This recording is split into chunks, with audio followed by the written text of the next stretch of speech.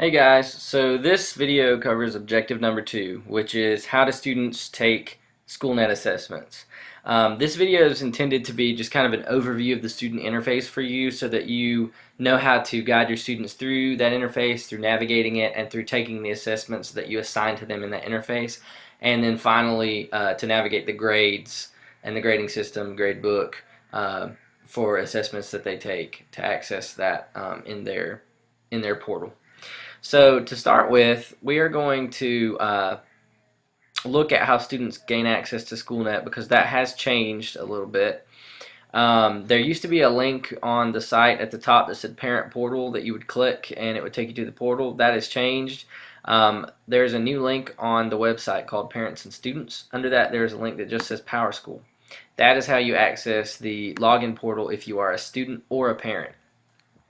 So for login credentials for students, usernames are going to be their lunch numbers, ID numbers, whatever you want to call them.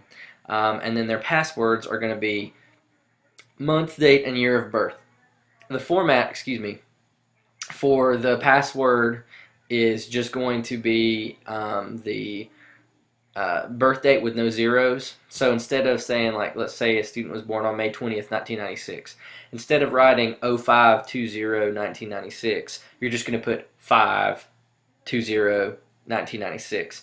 The same goes for somebody with a January birth date. 01 would not be the password. It would just be 1 for the month, and then the number of the day. So if it's 1 for the day, don't put a leading 0. Anything 1 through 9 doesn't need a leading 0, and then the year, 4 digits. So for example,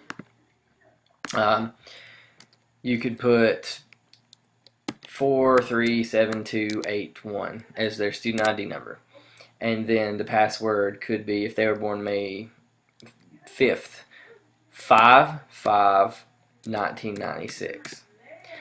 Simple as that. Then once they click sign in, it'll take them to this portal, which I will show you. Okay, so when they sign in, the portal looks like this. So this is their landing page. On the landing page, they have a grades and attendance tab, which will be their default landing spot. That's going to give them an overview of their current status and grades so far as you've reflected their grades currently in the grade book. It's going to show their grades, their attendance, tardies, all that. So all that information in SchoolNet is readily accessible to them instantly. Then it's going to have a test results tab where they can go and look at any assessments you've given them in SchoolNet and look at the feedback that you've given them, rubrics, anything that you've designed. They're going to have a grade history that goes back all the way to the beginning of that class. They are going to have an attendance history, a detailed one as well, so they can see what time they came in and things like that. School bulletin, so any all-school announcements that are made. It could be from a principal or from a district level that students and parents can access. A class registration, so just showing what classes they're in, maybe for the next semester, so that they can see what their projected schedule looks like. Balance of fees. A calendar, so with big events for the school or the district on it.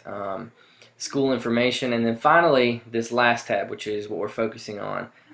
It says take a test and review results. That is for the DPI training site that we've used. That is no longer the name for it in North Carolina. They've chosen to rename this tab just SchoolNet. So when your students log in, for all intents and purposes, just tell them to look for the SchoolNet tab on the left bar. That is where they will go to access assessments. So the first time that your students navigate to this page for your class, they are going to see a terms of use agreement. So basically this is just like an acceptable use policy. Don't mess around on SchoolNet. Don't cheat. All of that. Of course, they need to accept that policy, and then once they've done that, they're going to find themselves on the Instructional Improvement System landing page. So here they're going to see all of their tests organized, not by class, but they're going to see them organized by date, due, and then the title.